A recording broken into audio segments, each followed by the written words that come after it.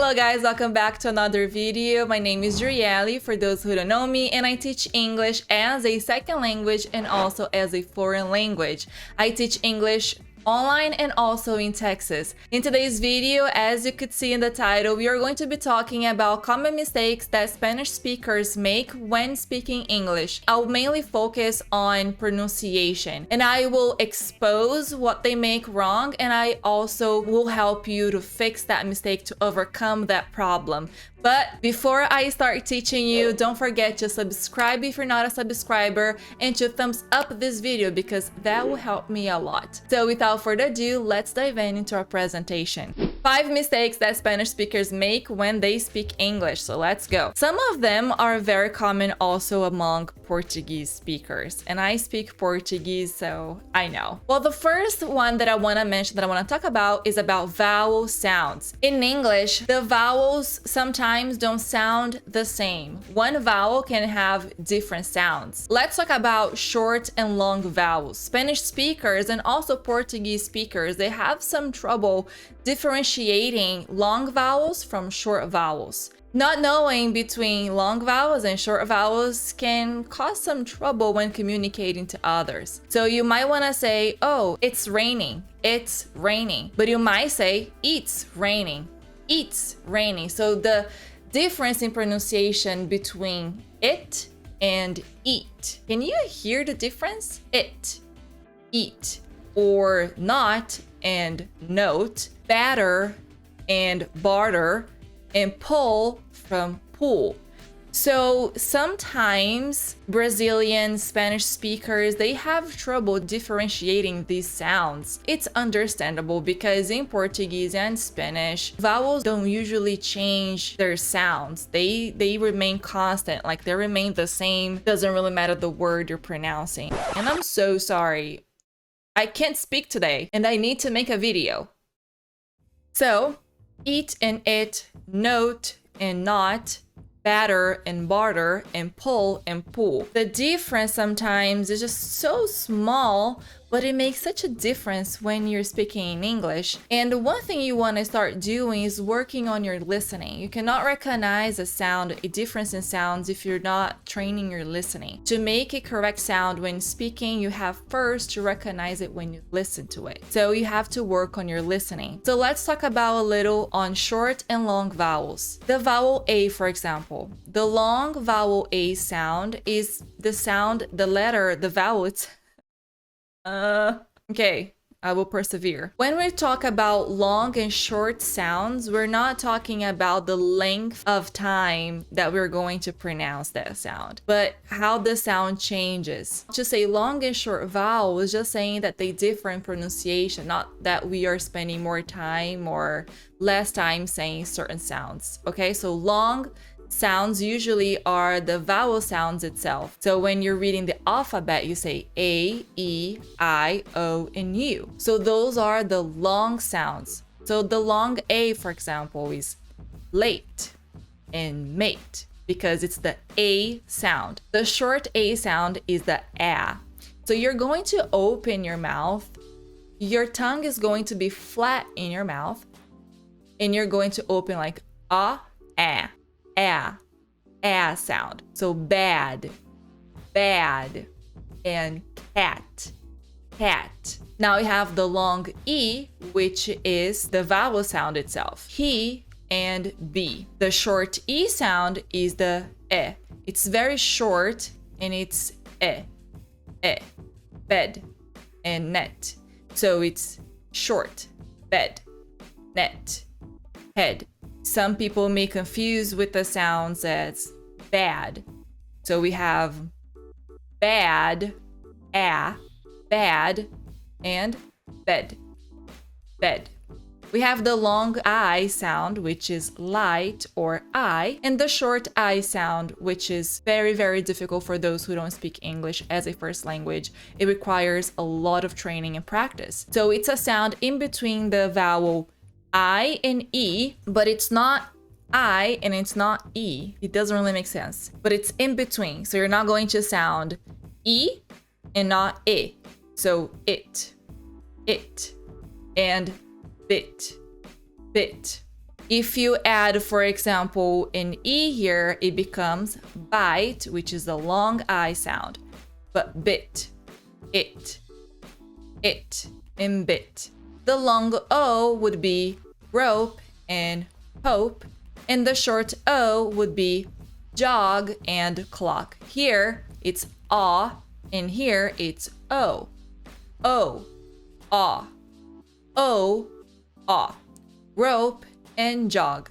Long U is the U sound, cute and mute. The long U sound is the sound, sun and run. So let's go again. I say one time and then you repeat right after me. Late, mate, bad, cat. He, be, bed, net, light, I, it, bit, rope, hope, jog, clock, cute, mute, sun, run. So you gotta practice. The second problem among Spanish speakers, and I feel that Portuguese speakers as well, is the drop in consonant sounds at the end of words. So in Spanish, consonant clusters, or like a group of consonant, they never appear at the end of words. That will result in a drop at the last consonant in English. When I say it like that, it doesn't really make a sense. In your mind, it might have a huge question mark, right? Let's see in an example. This might be a problem, especially when you say words ending in ed. So you wanna say worked and you end up saying work, because the cluster KED, it's not very common in Spanish. So worked, a person may say work. And it's kind of hard because then how the other person is supposed to know that you're saying the verb in the past tense? Or loved and the word love. Now, there is an additional problem with this. The ed sound, for example, has 3 different sounds.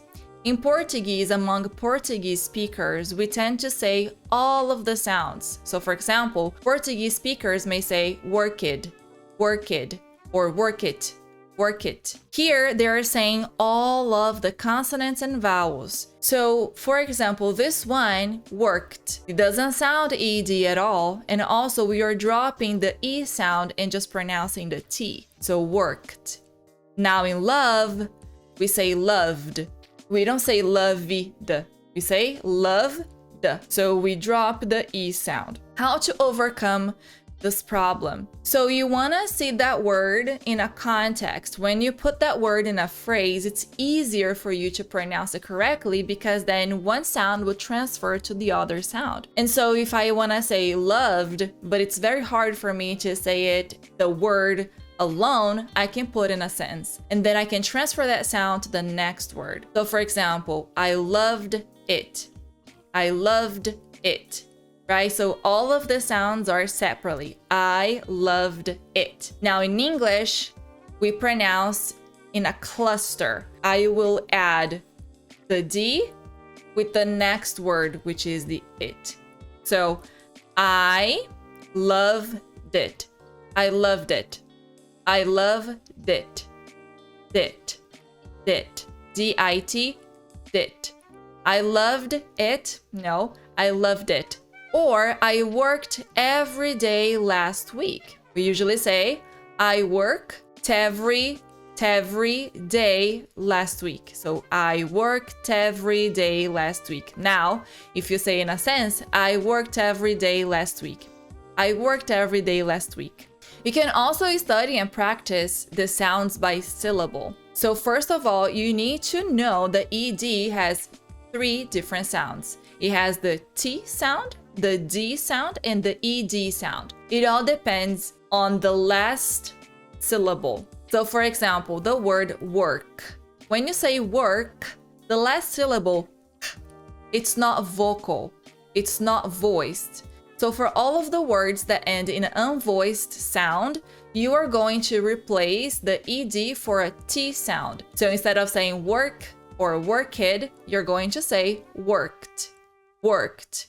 Love, love, if you put your finger on your throat, you see that love, the last syllable, it is voiced because there is a vibration on your vocal cords. Because it is voiced, we are going to replace the ED by the D sound. So it becomes loved, loved, loved. And the word need. All of the words that end in T or D, you're going to say the ED sound. So needed, needed. You can also break it down the word. So if you break it down by syllables, you may learn it better. At first, you really need to put force into saying those correct sounds. So it might not sound very natural and forced, but that's okay because over time you will overcome that problem and it will sound more natural as you practice and speak more. So worked, worked, loved, needed.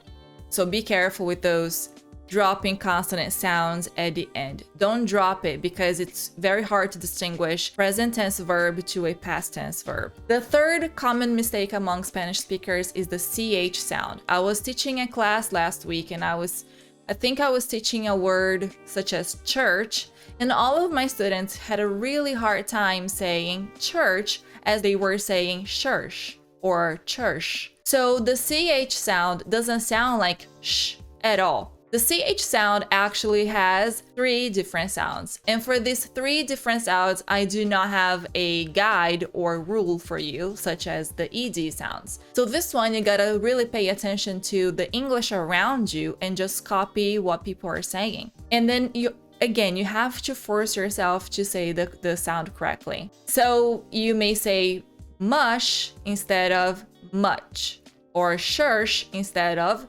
church. So as I said before, CH in English has 3 different sounds, such as in machine, which is the sh sound, machine, anchor, which is the k sound, anchor, or church, which is the ch sound, ch. Spanish speakers have a huge problem saying this last sound, the ch sound. So if you say sh, that's why I have this picture right here, sh, it's incorrect. Because even mush is a word in English. How to make the ch sound? First of all, let's imagine how your mouth works when saying that sound. So this is your tongue, throat, and teeth. What do you want to do with the tip of your tongue? You want to touch right here, right as it's showing here on the picture. So the tip of your tongue is touching the upper part of your mouth behind your upper teeth, right? So the tongue tip should point just slightly upwards. So that is resting at the alveolar ridge. So the alveolar ridge is a bumpy part behind the back of your front teeth. So right here. Then the sides of your tongue. So this is your tongue. This is the tip of your tongue. And these are the sides of your tongue. I'll do it like this. So tip and sides. So the sides of your tongue should be touching the inside of the top back molars teeth. So this side here should be touching the teeth. I can't show you. And the lips should move into a rounded position, like.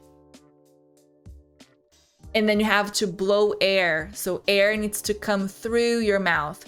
Also here in your diaphragm, which is right here. You have to control that one. So like, when you get punched in the stomach, like, that's what you have to do to make that sound. Ch, ch, ch. Think of a train. The train does ch, ch. Or when you are sneezing, such as a ching. So that is the CH sound.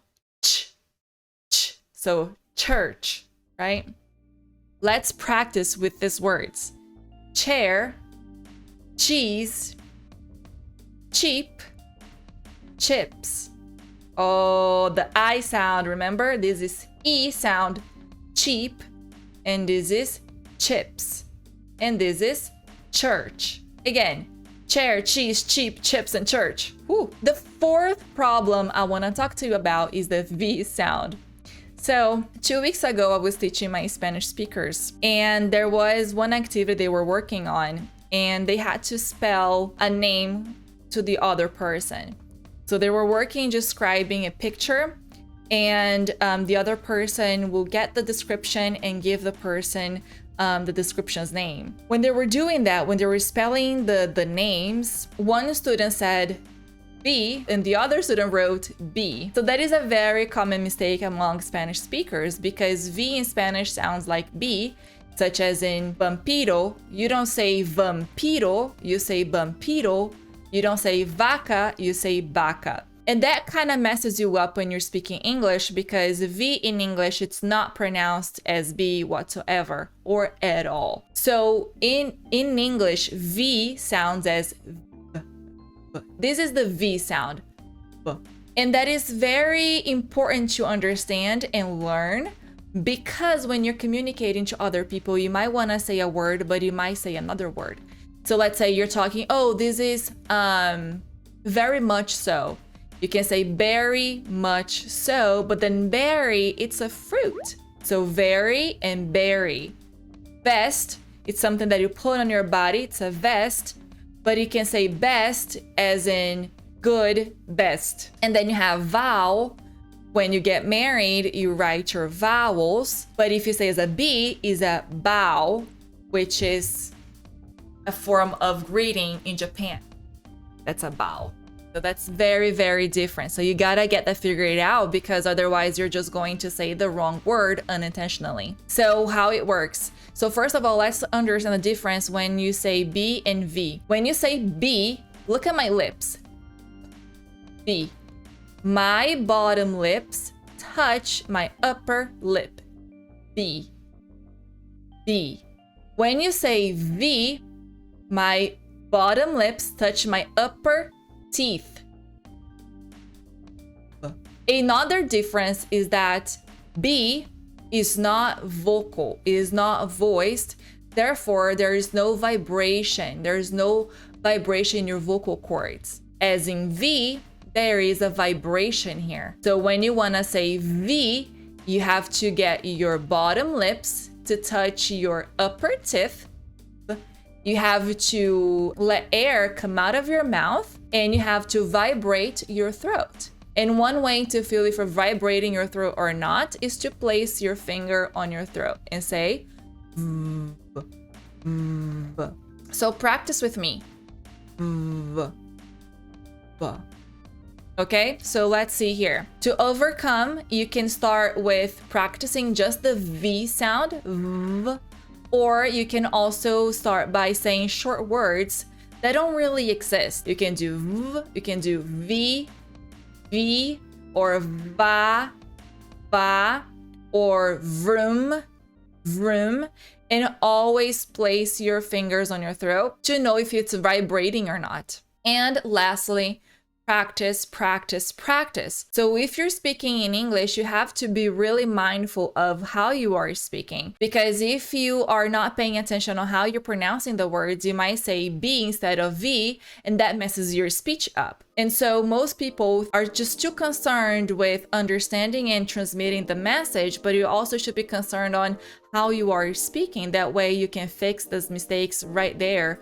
So if you're speaking and you're not really paying attention, the probability is that you're going to keep on making those mistakes because you're not paying attention. So if you're mindful, if you are really paying attention on how you're sounding and making those sounds, it's more likely that you will fix those small problems right there. And so if I say, oh, you know, vampire, oh no, vampire, vampire. Also take a moment before saying those words that have V and think about it and just start preparing your body to say that word like V, right? So vampire. So you have V sound starting at the beginning of a word, in the middle of a word, or at the end of a word, such as in view and value, or visit and various. Repeat after me. View, value, visit, various. In the middle of a word, never, provide, however, and level. At the end of a word, love, have, give, and live. Okay? The fifth last problem that I see among Spanish speakers and also Portuguese speakers is the syllable stress pattern. So in English is a stress-timed language. It means that we are going to stress different syllables of a word and also different words in a sentence. While Spanish is a syllable timed. So hear me out. I say vampiro, all of my syllables are stressed. They all have the same length and time. So vampiro, it's quarter a second for each vowel. But in English, it's a vampire. We have one syllable that is louder than the others, and also one syllable that we take more time saying than others. So stress syllable has a longer, louder, and higher sound than the other syllables in the word. So let's play a game here. These are all of the words that we have here. And I am going to say that word once. You can repeat after me, and you have to figure it out which syllable is stressed. Meaning, which syllable can you hear louder? Which syllable here we're spending more time when pronouncing it? So information.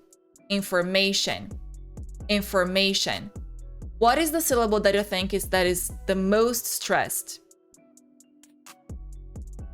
The mation is more stressed because you can hear it louder.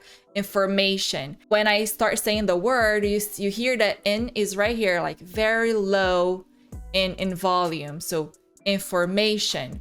So I go information. Let's go to the second one. Tiresome.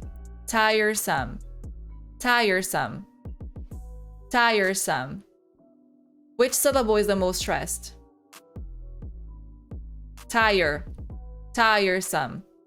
Tiresome. What about responsible? Which syllable is the most stressed in responsible? This one. Spawn. Responsible. So you can barely hear it, right? Responsible. What about excitedly? Yes, excitedly. What about obedience?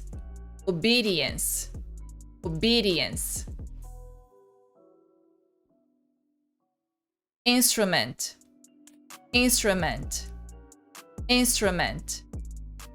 That one is hard. Communicate.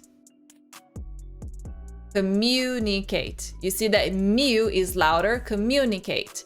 So the way I see syllable stress patterns, I see it as a up and down line. So when I'm explaining it, you might see me doing this with my fingers, right? So communicate. So communicate. What about remarkable? Yes, mark. Remarkable. Decidedly. This one is easy. Decidedly. It's the sigh. Decidedly. And the last one, transportation.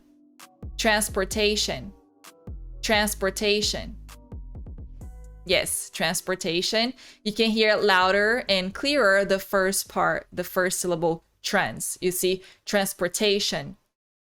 And that is all from me for today, you guys. I hope you guys enjoyed. I know that I talked about 5 different things very briefly. My hope is that you are conscious and aware about these mistakes now, and you can start policing yourself to avoid making these mistakes when speaking in English. And I'm so sorry for all of my speaking issues today. I don't know what's going on. I'm just so tired that my brain doesn't really work, but I do have to make videos for you so my editor doesn't kill me. But thank you so much for staying until the end with me. I hope you learned something new, and don't forget to subscribe if you're not a subscriber, and to thumbs up this video to help me get this message out there and help people that really want to speak English with confidence and with quality. So I hope to see you in the next video. Have a great rest of your day. Have a great week. Bye bye.